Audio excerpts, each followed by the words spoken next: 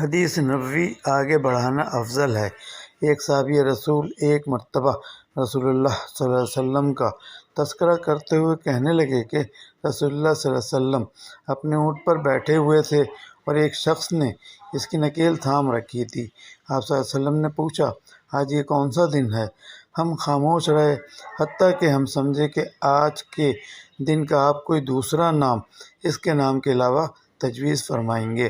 آپ صلی اللہ علیہ وسلم نے فرمایا، کیا آج قربانی کا دن نہیں ہے؟ ہم نے عرض کیا، بے شک۔ اس کے بعد آپ صلی اللہ علیہ وسلم نے فرمایا، یہ کون سا مہینہ ہے؟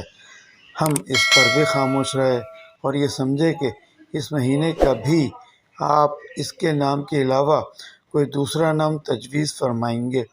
پھر آپ صلی اللہ علیہ وسلم نے فرمایا، کیا یہ ذی الحج کا مہینہ نہیں ہے؟ ہم نے عرض کیا، بے شک۔ آپ صلی اللہ علیہ وسلم نے فرمایا، تو یقیناً تمہاری جانیں اور تمہارے مال اور تمہاری آبرو تمہارے درمیان اسی طرح حرام ہیں جس طرح آج کے دن کی حرمت تمہارے اس مہینے اور اس شہر میں ہے۔